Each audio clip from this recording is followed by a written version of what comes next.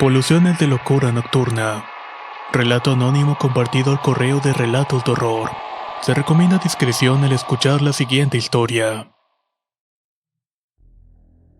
Realmente pensé que nunca hablaría de esto con nadie, pero hace tiempo escuché el testimonio de una mujer muy valiente que me inspiró a compartir mi historia. Desafortunadamente yo no soy tan valiente como ella y voy a omitir y cambiar pequeños detalles, aunque sé que esto afectará la credibilidad del mismo. Pero esto que me pasó es muy personal y en medida de lo que sea posible quisiera conservar mi anonimato. Quiero que sepan que todo lo que voy a narrar es completamente real. Si no me creen realmente no me importa en absoluto. Sé que sucedió y yo mismo por un tiempo pensaba que estaba loco, pero ahora sé que fue real. Soy de un pueblo de Sinaloa y usualmente cuando los que somos de un pueblo terminamos la preparatoria, si queremos seguir estudiando debemos de emigrar a alguna ciudad. El lugar donde vivía en la ciudad era rentado casi completamente por estudiantes. Todos éramos varones. El dueño, quien llamaré Don José, era un hombre de algunos 50 y tantos años, muy bonachón pero también muy estricto y muy disciplinado. Su forma de ser me recordaba mucho a la de mi padre. Él estaba casado pero no tenía hijos, y aunque tenía su propia casa, Don José estaba con nosotros casi todos los días. Esto porque en el mismo edificio tenía su despacho contable. Cuando llegué por primera vez me hice amigo de casi todos de inmediato. Entre los que rentaba ahí había alguien que no era un estudiante. Era un psicólogo de unos 30 años a quien llamaré Daniel. Él vivía en uno de los dos sitios más grandes del edificio, que más bien era un pequeño departamento. El otro era de un tipo que solamente iba de vez en cuando a dormir. Los mayores a veces nos advertían que no nos acercáramos mucho a él, pero él convivía mucho con todos nosotros y como tenía dinero ocasionalmente nos invitaba a cenar o a la cerveza, y para los estudiantes foráneos esas cosas no se pueden dejar pasar. Verán que la razón por la cual los mayores nos recomendaban alejarnos de él era porque era un hombre extremadamente promiscuo. Tenía una especie de ninfomanía y casi todos los días traía a alguien a dormir con él. Mujeres o hombres o hasta ambos a la vez. También se decía que había dormido con varios de los que vivíamos en la residencia. Era un hombre muy apuesto, bastante encantador y su forma de hablar te embelesaba. Había algo de él que te atraía y hacía que quisieras estar cerca de él. Como casi todos los nuevos, me invitó varias veces a un café popular de la zona, al cine, al teatro y a cenar. La verdad costaba creer que tuviera esos hábitos de moralidad cuestionable, pues su perversión era tal que si alguien necesitaba ayuda psicológica era él en realidad. Como pueden imaginar, un tiempo después de hacernos amigos, también a mí me hizo una propuesta indecorosa, y obviamente lo rechacé. Me sorprendí de mí mismo porque yo, como cualquier otro hombre de mi pueblo, hubiera reaccionado violentamente a una propuesta de semejante envergadura. Sin embargo, yo me sentía halagado de que se hubiera fijado en mí. De hecho, su oferta me parecía tentadora. Había algo en él que me hacía olvidarme por completo de mis prejuicios, y una parte muy pequeña de mí se sentía cómodo con la idea de intimidar con él. Para ser sinceros, en alguna ocasión cuando sentí un fuerte acaloramiento hormonal consideré fugazmente aceptar su propuesta, pero por supuesto que la deseché de inmediato. Para desgracia de quien se aceptaba, las cosas no terminaban bien, pues acababan con un corazón roto. Las personas que salían con él terminaban enamorándose y él era uno de los que usan y tiran. Había quien decía que le pagaba la renta a Don José con favores carnales. Yo siempre me rehusé a creer todo eso, ya que Don José no era esa clase de personas. Se notaba que él amaba bastante a su esposa. Después de eso corté contacto con Daniel y así siguió mi primer año en la universidad, que fue uno de los más gratos y felices de toda mi vida. El segundo año, cuando volví a la universidad, Daniel ya no estaba. Don José le había rentado el cuarto a un estudiante de arquitectura a quien llamaré Rafael. Cuando se iba a mudar, sus compañeros bromeaban con él diciendo que debía cambiar el colchón y desinfectar todo con cloro. Y así lo hizo efectivamente. Cambió toda la cama, las cortinas, lavó las paredes y pintó de otro color. Puso varios muebles nuevos y la verdad es que le quedó excelente. ¿Cuál fue nuestra sorpresa? Que Rafael solamente vivió ahí por poco más de un mes. Se fue sin decir ninguna explicación y no se llevó nada. Sus compañeros creían que había dejado el lugar porque sus padres habían comprado una casa cerca de la universidad, y que dejar todos sus muebles era la forma de restregarnos lo adinerado que era, lo cual no tenía nada de sentido. Poco después Don José me mandó a llamar y regularmente solo te mandaba a llamar de esa manera cuando quería reñirte por algo. Yo no recordaba haber hecho algo malo, pero aún así me sentía un poco nervioso. Cuando llegué me dijo que me daría el cuarto de Rafael que acababa de dejar y sin aumentarme la renta, que era un premio a mi esfuerzo por ser un buen muchacho y un buen estudiante. Yo me sentí muy agradecido y muy afortunado y me mudé de inmediato. Yo por lo general dormía con una camiseta, boxers y un pantalón pijama, pero después de que me mudé varias noches amanecía con los boxers y la pijama en las rodillas. Pensaba que eso era una broma de algún compañero de estudios que para ese entonces era mi mejor amigo, al cual llamaremos Francisco. Yo era muy distraído y olvidaba cerrar la puerta con llave. Creía que esa era su forma de enseñarme que no debía dejar la puerta abierta, y solamente a él le tenía la confianza para hacerme algo así. Un día amanecí completamente desnudo y obviamente me enojé bastante por esto. Francisco había ido demasiado lejos, pero cuando iba a salir me di cuenta de que ese día sí había dejado la puerta con llave. Me sentí muy tonto al pensar de que yo me desnudaría mientras estaba durmiendo, pero desde ese entonces casi todas las mañanas amanecía desnudo. Después de unos días empecé a tener sueños húmedos muy frecuente. Yo soy de esas personas que nunca recuerdan lo que han soñado, por lo cual de esos sueños casi no recuerdo nada. Lo que me pareció muy curioso es que en esos sueños venía acompañados de la expulsión de fluidos, pero en cambio al despertar por la sensación iba a limpiarme, pero no había absolutamente nada. Solo pensé que tal vez tenía algún problema hormonal y por eso me ocurría tan seguido. Semanas después, en un estado en el sueño y la vigilia, ocasionalmente durante las noches sentía espasmos, mismos que me hacían arquear la espalda y empujar la pelvis. En su momento pensé que solamente estaba soñando, pero en una ocasión los espasmos fueron tales que me despertaron todo mi cuerpo. Él estaba involucrado en un espasmo que imitaba la cópula e incluso continué haciéndolo varios segundos antes de parar. Tuve la sensación del clímax, pero no fue placentero. Emocionalmente sentí una mezcla de remordimiento con mucha tristeza. Y físicamente tuve una sensación incómoda como un ardor en la uretra y ningún fluido. Esto me preocupó mucho y pensé que no podía ser algo solamente hormonal sino también neurológico. Busqué mis síntomas en internet y claro deducirán cuál fue mi diagnóstico. Sí, cáncer. Fui al doctor y le comenté todos mis síntomas y me hicieron muchos estudios y según los estudios estaba completamente sano, más fuerte que un roble. El diagnóstico del doctor se limitó a solamente estrés. Salí del consultorio tan enojado y estaba feliz de no tener cáncer, pero me había agotado todos mis ahorros en exámenes clínicos para que el incompetente del doctor me dijera que solamente tengo estrés. Dios santo, yo sabía que tenía algo pero no era estrés. ¿Estrés de qué podría ser? Las semanas siguientes todo continuó igual. Algunas veces despertaba dolorido principalmente en el abdomen por los espasmos de la noche anterior. Pensé que quizás era algo psiquiátrico, pero en la bancarrota no podía ir con un psiquiatra. Así que empecé a leer libros y consultar con los profesores de la universidad. Una mañana desperté como de costumbre totalmente desnudo, pero en esta ocasión tenía una sensación diferente. Sentía mucho dolor en el ano. Al percibir esa sensación supe de golpe de lo que debía haber pasado. Había bebido mucho la noche anterior. Seguramente algún hijo de puta se había aprovechado de mí, pensé. Me puse a llorar y me sentí tan sucio y me dio asco y sentí ira y odio e impotencia. Pensé mil cosas e incluso con terminar con mi vida. Finalmente pensé en la justicia y me dije, esto no se va a quedar así. Quería bañarme pero deseché la idea por completo. Si iba a acusar a alguien debía guardar la evidencia para la policía. Me vestí y cuando me dirigí a la puerta me di cuenta de que estaba cerrada con llave. Busqué la llave pero no la podía encontrar y estuve un tiempo así sin éxito. Hasta que finalmente tocaron a mi puerta y pregunté que quién era. «Soy yo», gritó una voz detrás de la puerta. Era Francisco y seguramente querría invitarme a desayunar, pensé. «No puedo abrir ya que no encuentro la llave. Vete», le grité a Francisco. Entonces escuché cómo se abría la puerta y me quedé paralizado. No sabía qué pensar en ese momento, porque él tenía la llave. «¿Buscas esto?», preguntó. «¿Dónde estaba?», le contesté con una evidente ira. «La dejaste en mi cuarto ayer cuando estábamos bebiendo. Cuando me di cuenta vine a traértela pero ya vi que estabas durmiendo. No quise despertarte por lo que cerré la puerta y vine a dártela ahora. Cuando viniste estaba yo solo», le interrogué. «Claro, amigo. Si hubiera habido alguien más me habría dado cuenta. Este lugar no es tan grande.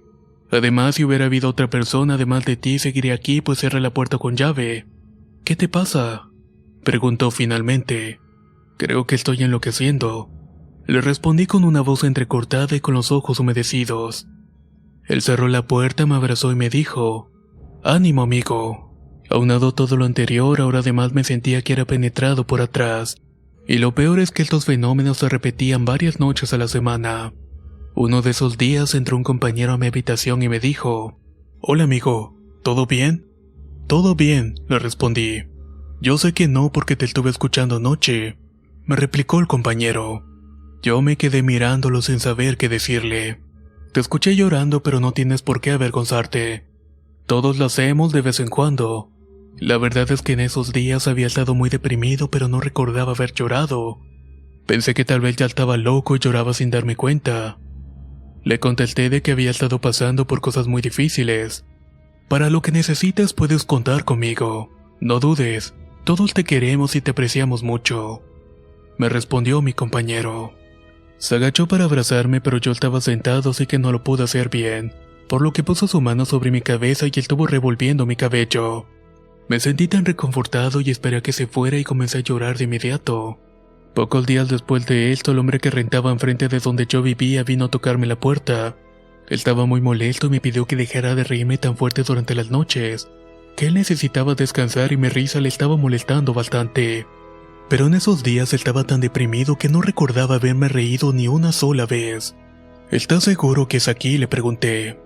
«Claro que estoy seguro que aquí salen todas las risas. Seguramente te desvelas viendo alguna comedia. ¿Pero todas las noches? ¿Acaso no tienes que ir a la escuela o estudiar algo?», me preguntó y agregó lo siguiente: «Además te ríes de una forma tan chillona e histérica como un loco. Si no paras tendré que decírselo, don José». Si me río histéricamente es una señal inequívoca de que he perdido la cordura, pensé. Solo le dije al hombre de que no se repetiría la situación. En ese lugar el internet era pésimo porque las paredes eran demasiado gruesas y la señal llegaba disminuida. Por ello bromeábamos diciendo que las paredes eran de plomo. Realmente era muy difícil de que alguien me escuchara llorar o reír si estaba encerrado. Decidí grabarme en video durante la noche con mi celular, pero resultaba que la memoria era insuficiente pues solamente grababa unos minutos. Después compré una webcam para mi computadora, pero al momento de apagar la luz la cámara no captaba nada. Como no tenía internet para comprar una cámara con visión nocturna, busqué un poco y di con una aplicación llamada Sleepbot, que grababa audio mientras estaba durmiendo y registraba tus movimientos. Desde que empecé a usarla, el vecino de enfrente no volvió a quejarse de las risas, y la aplicación solamente registró gemidos y balbuceos de palabras sin sentidos que uno a veces dice cuando está durmiendo. Fuera de eso se escuchaba el canto de las lechuzas. Esto no era nada raro porque en aquel lugar abundaban. Casi cualquiera podía escucharlas muy adentrada la noche. Lo extraño era que en la grabación las lechuzas se escuchaban adentro de la habitación. Por aquel entonces yo era virgen y había tenido a la misma novia desde la secundaria. Pero siendo ella una muchacha de pueblo se daba a respetar y yo siendo muchacho de pueblo la respetaba. Nunca habíamos intimidado antes. En uno de los libros que leí decía que el éxtasis de Santa Teresa de Ávila tenía una significativa carga sexual, y que las visiones que tenía se debían a su represión sexual. Creí que a mí me pasaba algo similar, así que cuando fui de vacaciones a mi pueblo le dije a mi novia que necesitaba que me diera la prueba de amor, que ya habíamos esperado mucho tiempo y que yo estaba seguro que la amaba, y que me iba a casar con ella después de que terminara la carrera. Que si ella no estaba tan segura después de tanto tiempo sería mejor que termináramos. Básicamente la coaccioné para que lo hiciéramos, y lo hicimos muchas veces cada que teníamos oportunidad durante las vacaciones. Todo funcionó con normalidad y es decir que no tenía ningún problema de fluidos mencionados antes. No sentía ardor en la uretra ni el sentimiento de culpa. Solo quería saciar cualquier apetito inconsciente para librarme de cualquier frustración sexual y que esto parara de una vez. Esto al parecer funcionó y mientras estuve de vacaciones no pasó nada extraordinario. Pero cuando regresé las cosas se pusieron peor y ahora ocurrían con mayor frecuencia. Amanecía con el cuerpo arañado y por supuesto creía que eso era autoinfligido, tanto que tuve que cortarme las uñas lo más que pude. Pero esto de nada sirvió pues cada vez que tenía estos sueños tenía arañazos nuevamente. Realmente me preocupé cuando me di cuenta de que me había hecho un arañazo importante en el muslo cerca de la ingle. Me ardía bastante, pero era imposible de que me hubiera hecho esa herida con las uñas, y además a pesar del paso de los días se rehusaba a sanar la herida. Por esta razón temí una infección y la traté con antisépticos pero no funcionaba. El ardor no paraba y la herida continuaba abierta. Pensé que mi problema era más profundo dentro de mi psique, que quizás estaba reprimiendo mi verdadera sexualidad. Un día iba en un autobús mientras reflexionaba esto, así que me dije interiormente como un mantra: soy gay y me acepto tal y como soy. Lo fui diciendo cada vez más alto hasta que lo grité en el autobús repleto de pasajeros.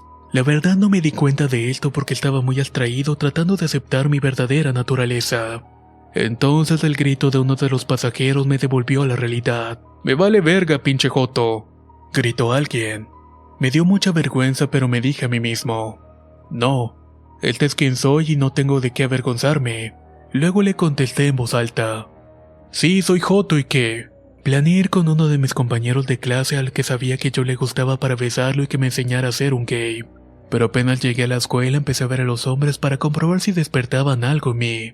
Incluso fui a los baños, pero no vi nada que fuera de mi agrado, sino todo lo contrario. Y cuando me encontré con el compañero me dije a mí mismo: «Es el momento de la verdad, debo besarlo». Pero ya estando frente a él, la sola idea me daba asco y me dije: «No soy gay». Las cosas solo empeoraron y yo me sentía deprimido anímicamente y enfermé físicamente. También empecé a perder peso, yo era algo robusto y tenía algo de peso extra, pero como soy alto no me veía gordo. Lo curioso es que la gente, en lugar de preocuparse por mi salud, me felicitaba y me preguntaba: «¿Qué es lo que estás haciendo para adelgazar tan rápido?».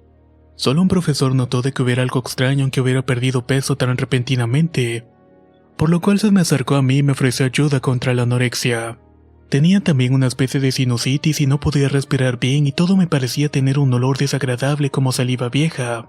Esto me provocaba a veces náuseas, estaba seguro de que el olor venía de mí probablemente, y que esto era causado por una infección, pero no tenía ni dolor ni hinchazón, por lo cual el doctor me dijo de que era una simple halitosis la cual nunca había padecido.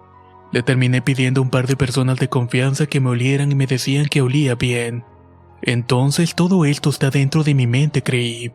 Empecé a perder mucho cabello, no había dormido bien hacía meses, y la comida me provocaba un malestar, así que comía poco. Además de que mi libido aumentó desmedidamente. Para este momento todos los veía con ojos morbosos y tenía pensamientos obscenos, no solamente con las mujeres sino también con los hombres. Afortunadamente estaba muy deprimido y cansado como para intentar abordar a alguien. Tenía y tengo la costumbre de ir a misa todos los domingos, pero no rezaba. Creía que con ir a la misa era suficiente. Nunca hablé con el padre por vergüenza y pues en esa etapa dejé de ir a misa porque mi mente se llenaba de imágenes blasfemas. Ahí me tenían haciendo cosas horribles con las sagradas formas del pan, el vino y el padre. El solo hecho de pensar esto para un católico es abominable, por lo cual esto me convenció de mi locura y depravación. La cúspide de la insanidad mental hasta el momento la había podido lidiar con los sueños, sonambulismo, la depresión o los malestares físicos. Pero ahora mis pensamientos estaban siendo afectados también. Estaba perdiendo lucidez y solo quería recurrir a la ayuda de mis padres como última opción. Estaba tan cerca de necesitarlo y pedir ayuda para que me internaran en un sanatorio mental.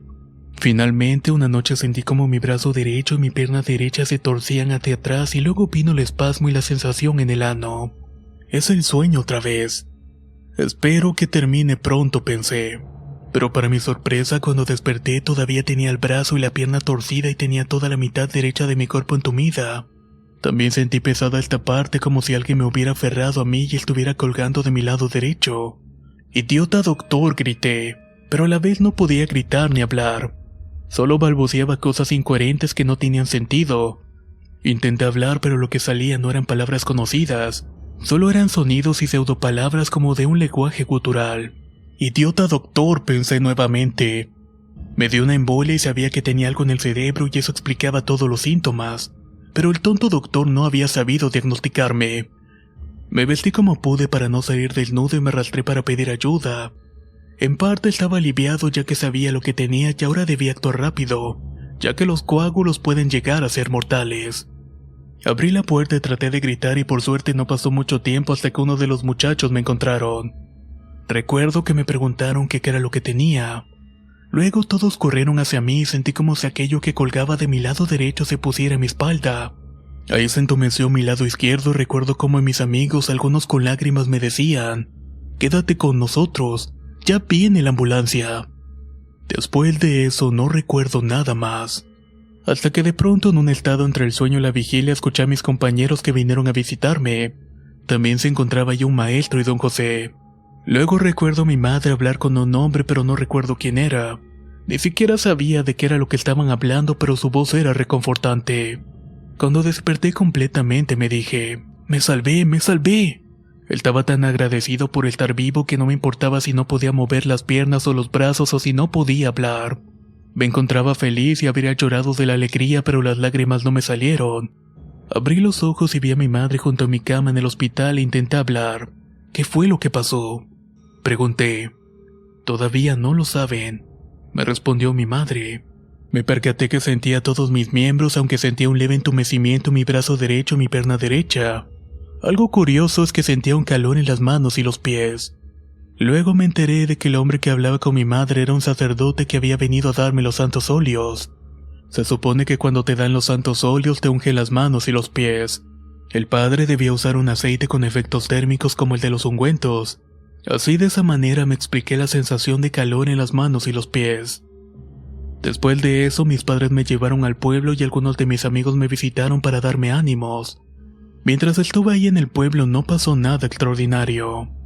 Casi toda la gente del pueblo fue a verme para preguntarme que cómo estaba. Todo esto me empezaba a fastidiar, por lo cual me fui a la iglesia del pueblo y entré al atrio. Ahí me senté en una banca apartada fuera del templo. Tal vez crean que estoy rezando y me dejen en paz un buen rato. Pero al poco tiempo llegó el cura del pueblo y me preguntó, «Hola, ¿cómo te encuentras?». Yo le agradecí y le dije que estaba mejor y estaba más tranquilo, y agradecí por el hecho de continuar con vida. «¿Y qué crees que fue lo que te pasó?», me preguntó el cura. Como los doctores no sabían qué había pasado ni tenían un diagnóstico satisfactorio a pesar de los numerosos y costosos estudios que me hicieron, yo le dije al cura bromeando con una sonrisa, «Creo que fue cosa del diablo». «Yo también lo creo.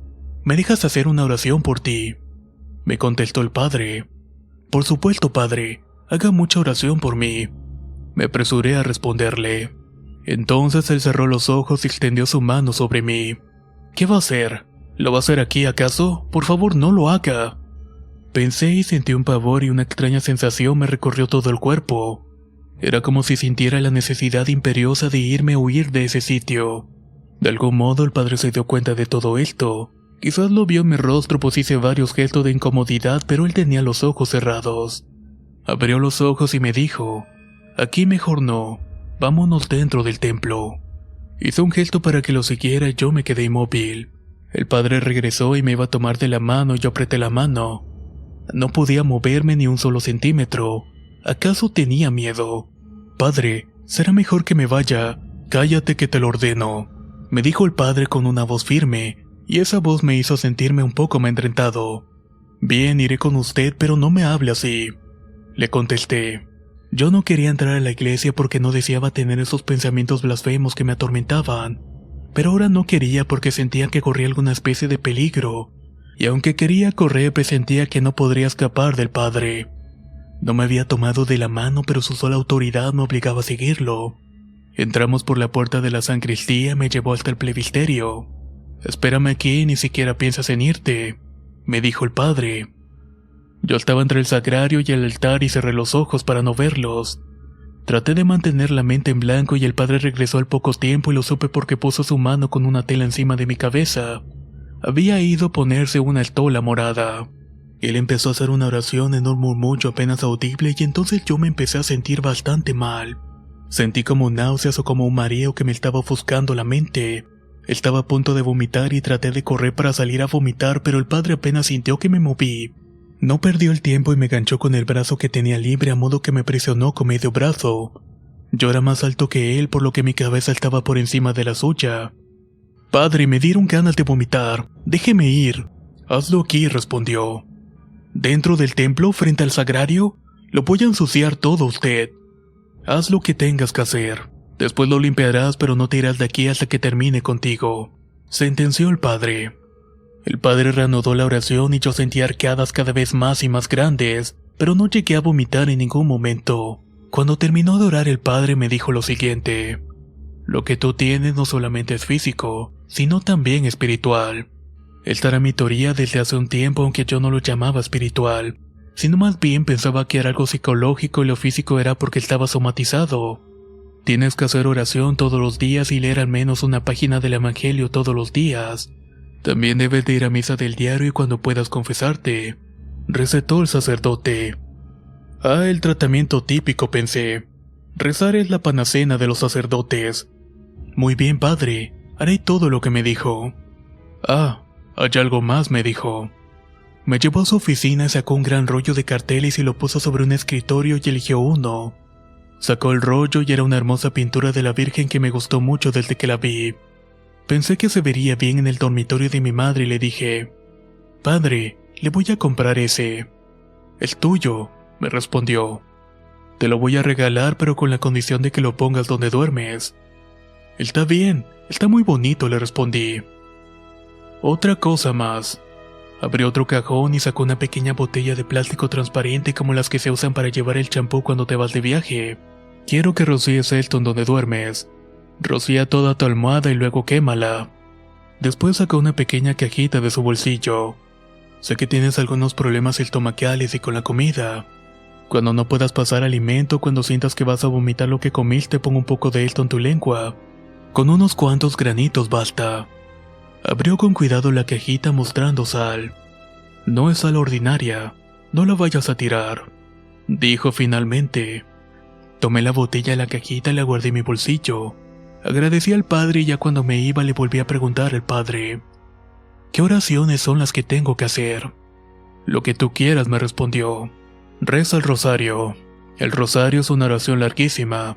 Eso me había ganado por preguntón. Le agradecí nuevamente al padre y me fui para mi casa. La verdad, cuando el padre rezó por mí me sentí bastante bien. Pensé que sí estaba somatizando mi enfermedad y realmente podría beneficiarme de este tipo de terapia. Así que me dispuse a hacer todo lo que el cura me había mandado. Quizás porque estaba en mi casa al cuidado de mi madre o quizás porque los remedios del cura habían hecho efecto, no podía asegurarlo. Pero en algunos días ya me sentía bastante recuperado. Tanto como para volver a la escuela nuevamente.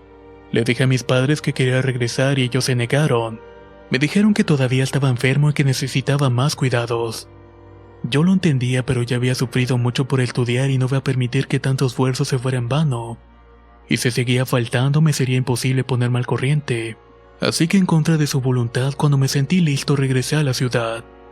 Cuando volví puse la imagen de la Virgen que me había regalado el padre colgando frente a la pared de mi cama.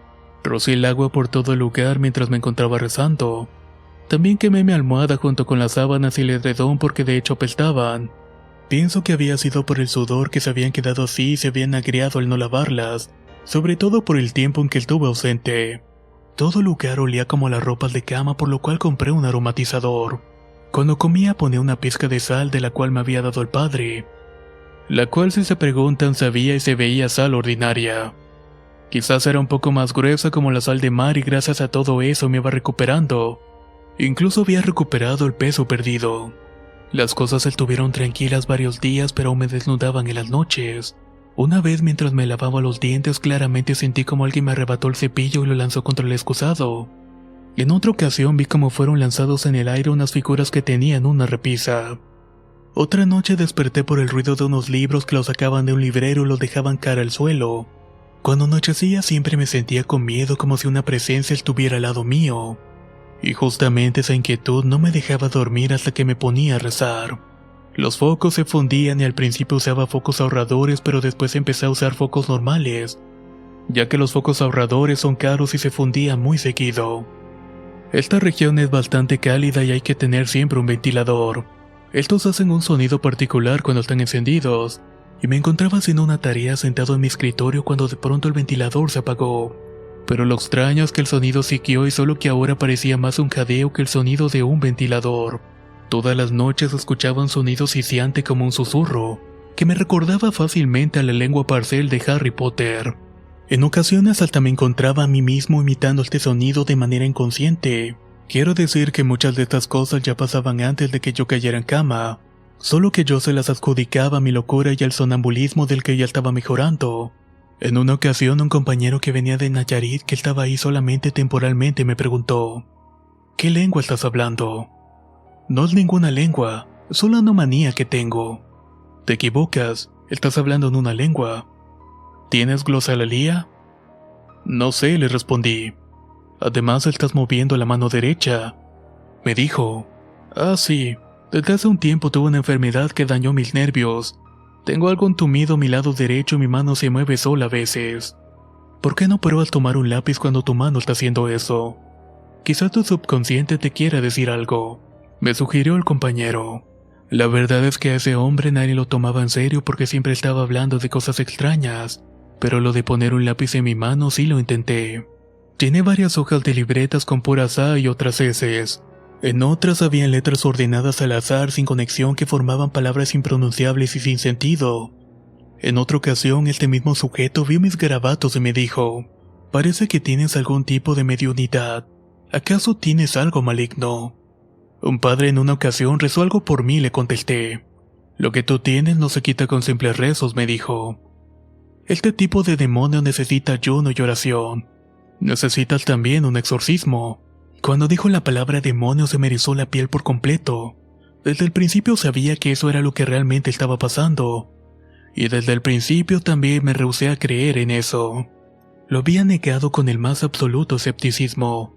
Siempre había buscado una solución lógica y racional para todos los fenómenos, pero la situación más lógica y más racional era un demonio. Cuando me abrí a esta posibilidad sentí un pavor y el miedo me inundó y estaba a punto de entrar en pánico. «Tranquilo, tranquilo», me dijo este chico mientras puso una medalla en mi frente. Puso su mano en mi hombro y me dijo de nuevo: «Tranquilo que podemos con todo esto». Cuando se hizo de noche sentí miedo y no quería regresar al edificio, pero me armé de valor y me dije a mí mismo: «Tengo meses lidiando con todo esto. Si ese demonio me quisiera hacer algo más ya lo hubiera hecho». Rocié de nuevo con el agua que me había dado el padre y me acosté a dormir y poco tiempo sentí como si alguien se estuviera acostando en mi cama. Al parecer el ser consciente de este ente me ayudaba a percibirlo mejor. Yo estaba boca arriba y sentí claramente cómo me montó y se me unió y empecé a sentir en el abdomen pequeños espasmos. Estos se iban intensificando de a poco y entonces dije: «Basta, basta, dime quién eres, dime tu nombre». Entonces escuché en mi mente como si fuera un pensamiento: «¿Mi nombre? ¿Crees que soy un idiota? Has visto muchas películas. Volveré mañana, mi amor». Al día siguiente busqué a este muchacho y le dije que sí necesitaba el exorcismo. Él me dijo que primero debía decírselo a mi párroco y si se rehusaba podría llevarme a Nayarit con el padre encargado de hacer los exorcismos allá. Él sabía de estas cosas porque era parte del grupo que ayudaba al padre a hacer los exorcismos. Me dijo entonces que mientras rezara la siguiente oración: «Señor Jesucristo, retira de mí todo lo que no sea mío ni tuyo, que yo me cubro con la sangre preciosa de nuestro Señor Jesucristo. Señor Jesucristo, ten misericordia de mí». La terminé anotando en mi libreta y me quedé más tranquilo. Por la noche no hubo nada extraordinario hasta que ya bastante tarde desperté puesto que sentía que alguien me estaba sujetando fuertemente de las manos y de los pies. Me sacó incluso toda la ropa y traté de luchar para zafarme, pero era inútil. Lo que me estaba presionando tenía una fuerza descomunal. Traté de pedir ayuda, pero una mano invisible me estaba tapando la boca. Entonces sentí como me estaban penetrando por atrás y esta vez fue bastante doloroso. Fue la peor experiencia de todas. Traté de decir o al menos de pensar las oraciones que me habían dicho antes, pero no las recordaba. Solo acerté a mirar el cuadro de la Virgen que colgaba en mi habitación y conseguí decir: «Madre, ayúdame por favor». Inmediatamente la fuerza que me presionaba me soltó y resonó en la habitación una risa histérica, demencial y estridente. Realmente era un sonido aterrador. Desnudo como estaba, lleno de miedo, corrí a la puerta que estaba abierta, pero estaba seguro de que la había dejado con llave antes de irme a dormir. Ya en el pasillo toqué frenéticamente la puerta de Francisco. Él abrió la puerta y le pregunté que si podía pasar la noche con él. «Claro que sí, amigo. Esta es tu casa», me respondió Francisco. No me hizo ninguna sola pregunta y sacó de su closet un pantalón corto y me lo dio para que me lo pusiera, aunque eso sí me quedaba un poco grande. «Acuéstate aquí en mi cama», me dijo. «¿Cómo crees?», le contesté. Pero él insistió y me dijo que no iba a dormir porque tenía mucho que estudiar y tenía que cuidarme, ya que no quería que me enfermara nuevamente. Al día siguiente fui a cambiarme y a bañarme y la puerta todavía seguía abierta. Tomé algunas cosas y me regresé a mi pueblo. Al llegar le dije a mis papás que ellos tenían la razón y que todavía no estaba recuperado por completo. y que era más importante mi salud que la escuela. En cuanto tuve la oportunidad fui con el padre y le dije que tenía razón de mis males. Le dije que estos tenían causas sobrenaturales y le pedí que me hiciera un exorcismo. Me preguntó si en alguna ocasión había practicado el ocultismo, aunque esto hubiera sido solamente por curiosidad. Si había jugado a la ouija o acostumbraba a ver películas o escuchar relatos de terror y preguntas similares. Pero yo nunca había hecho ninguna de esas cosas. Claro que sentía curiosidad como todos hacia ellas, pero solamente eso. Me dijo entonces que quizás era víctima de algún maleficio. También me dijo que realizar un exorcismo no es para nada sencillo, pues un exorcismo necesita la autorización del obispo, y que además el obispo de aquella ciudad rechazaba todas las solicitudes de exorcismos, pero que de todos modos podíamos intentar hacer oraciones de liberación y que si yo me mantenía en gracia bajo la protección de Dios, el enemigo no podría hacerme ningún tipo de daño. Eso hice y estuve yendo por varios días a la iglesia para que el padre rezara por mí. A veces tenía la sensación de vomitar pero sin lograrlo. Cuando por fin pude hacerlo fue un día que estaba rezando para dormir. Sentí de pronto que vomitaba y corrí al baño pero no llegué a la taza. Terminé vomitando sobre el lavabo del baño. Lo que vomité era una sustancia viscosa amarillenta inyectada con sangre como con flemas. Además de que tenía un olor nauseabundo realmente asqueroso como a podrido. La verdad me preocupó mucho haber vomitado todo eso. Le hablé a mi madre para que lo viera y ella también se preocupó por mí. Me dijo que por la mañana iríamos al doctor y yo le tomé una foto con mi celular para enseñársela.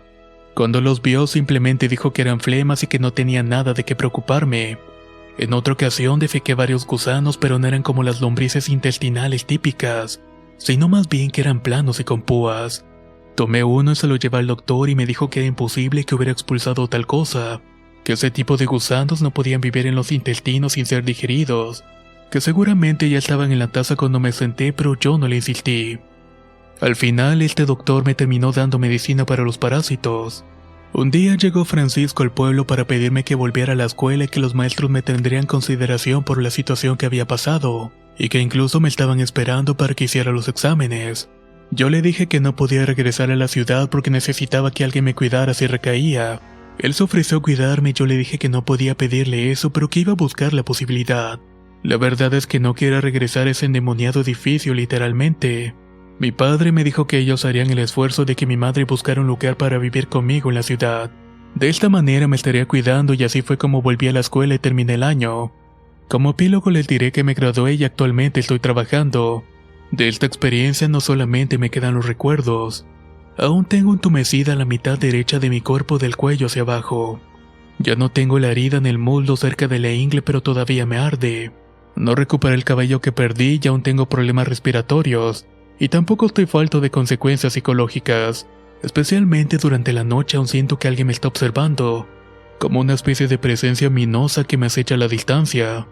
Todo lo que narré es completamente real y nunca se lo he comentado a nadie más. Los audios que grabé con el Sleepbot ya no los tengo pues estaban guardados en mi teléfono y este se averió. Además de que los susurros que se escuchaban no son prueba de nada, pues alguien podría argumentar que los hice yo mismo. Solo tengo la foto que le tomé a las flemas que expulsé porque esto se guardó en la nube. Escribí esto hace varios días y había decidido no publicarlo, pues bien me ha sucedido algo curioso. Un par de noches después de que lo escribí desperté en la noche sintiendo terror. Como ya he dicho, no soy capaz de recordar mis sueños, pero esto es algo que no me pasaba en años. Abrí los ojos y vi una figura mirándome desde una de las esquinas de la habitación. Y cabe mencionar que esto no había pasado nunca.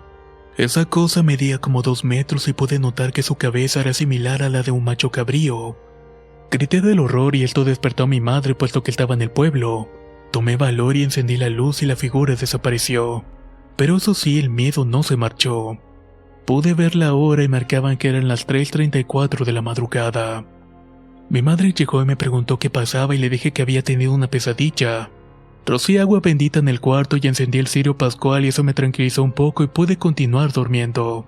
Quizás eso fue por revivir el trauma, quizás fue otra cosa. He estado muy inquieto por las noches desde entonces.